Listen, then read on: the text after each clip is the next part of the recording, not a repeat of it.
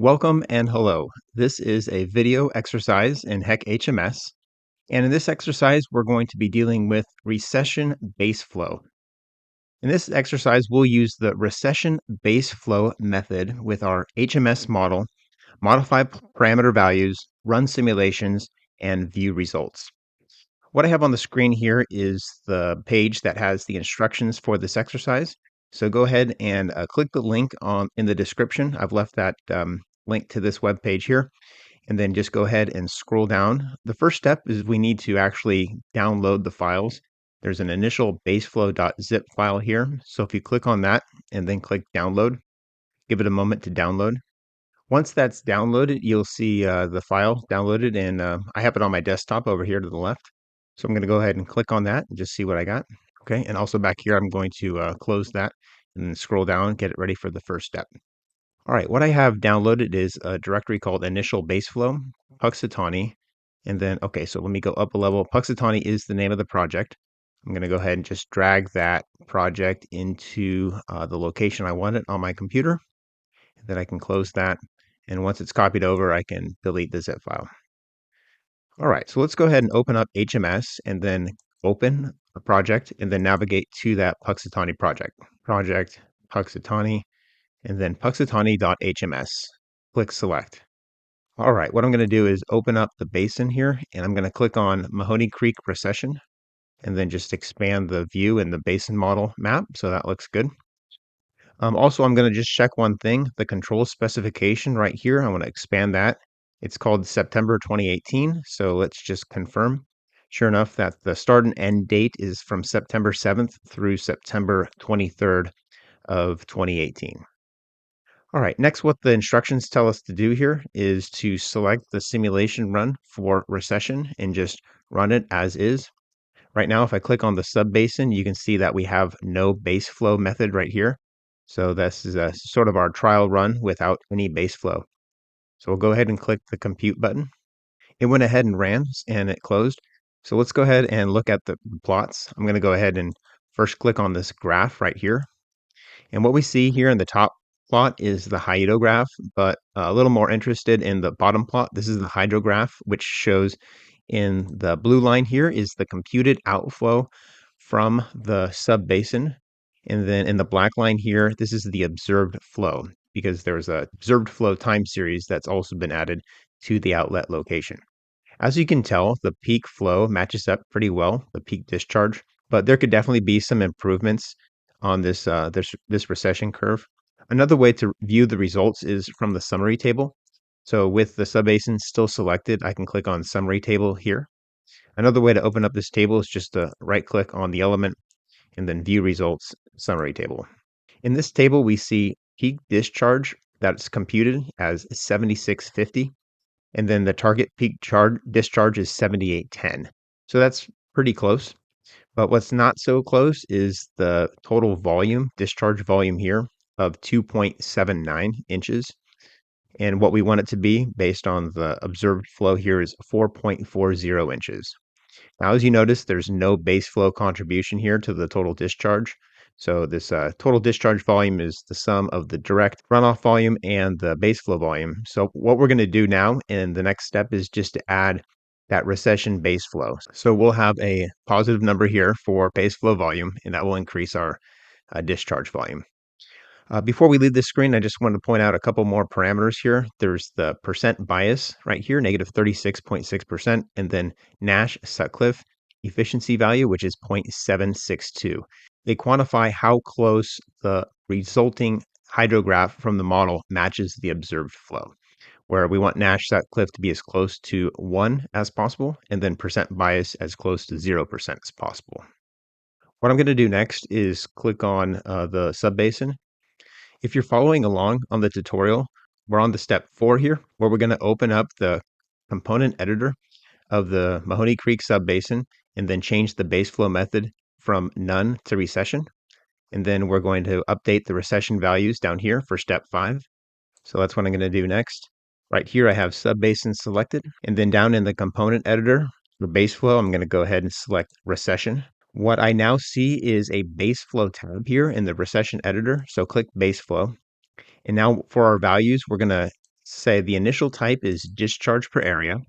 The initial discharge is going to be 0 CFS per mile squared. Recession constant 0.8. The threshold type, will keep that at ratio to peak, and then the ratio is going to be 0.2. So go ahead and click Save to that, and then rerun the simulation. Now let's go ahead and look at the plot. What we see here in the plot now is a contribution from the base flow. What I've highlighted here in the bottom is this maroon line. Let me zoom in a little bit here. This maroon dashed line is now the base flow contribution. So that's going to also show up in our summary table. So let me open that up. What was 0 inches now is 1.4 inches of volume, or the volume once you multiply it times the area of the subbasin. 1.48. Now the discharge volume is 4.27, and it used to be 2.79. So 4.27 is much closer to our target of 4.40. And as you notice, our percent bias has dramatically dropped, and our Nash-Sutcliffe is much closer to 1.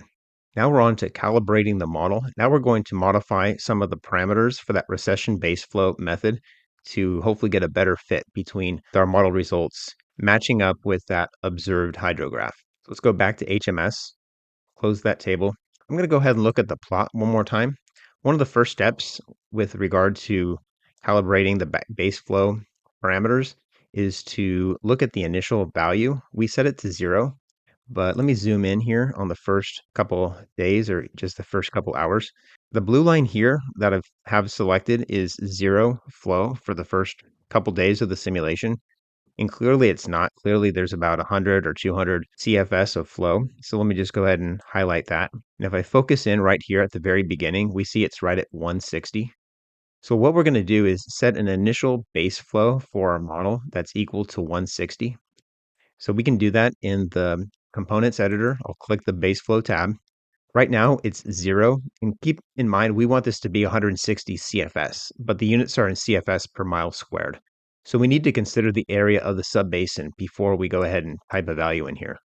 I'll click on the subbasin tab again, and I notice that the area is 157.27 miles squared. 160 CFS divided by 157 is about 1.02 something. We'll just call it 1. That's what the instructions tell us to do. Back to the base flow tab, I'm just going to go ahead and type a 1 in right here. Click Save, and then let's rerun that simulation. Now let's focus in on the beginning part of that simulation results. So I'm going to zoom in right here. Much closer match now. In the blue line here, this is the model output results, and that much more closely matches the observed flow, which I have right here in black. That's great. We can also view the table results from the summary as well. These are some of our best results we've seen yet. 4.39 inches of total volume is almost perfect, matching up with 4.40. And then our peak discharge of 7713.5 is it's about with 100 CFS below our peak discharge here. We also have percent bias, which is almost perfect, and a Nash-Sutcliffe efficiency value of 0.889. Next, it's time to experiment with this recession constant parameter. The recession constant value impacts the slope of the base flow hydrograph. If I open up that plot and then zoom in on the base flow, this line right here, how slow this base flow recedes is controlled by that recession constant. So what we're going to do is change this to a 1 and then see what happens. So if I change it to 1 and then click Save and then run the simulation, let's go ahead and look at that plot. So I'm going to open this up and then highlight the base flow. As you can see, there's no decay whatsoever. Yeah, this is very unnatural and not normal, and it actually ruined our results because if you look at blue line here, now we have no recession, and it's way off from the observed flow starting at like September 11th or 12th. So don't do that. Next, what we're going to do is change that recession constant to a number less than 0.8, which is what it was before, something like 0.4. So we'll go ahead and click Save and then Compute. Now we should see a much faster decay than 0.8. And then highlight that recession curve right here. If I zoom in a little bit more, we can see there's the recession curve. That might be too low. 0.4 for our recession constant might be too low. I think 0.8 was actually our best fit so far. but you can see the contribution of the base flow to the total flow, which is here in blue.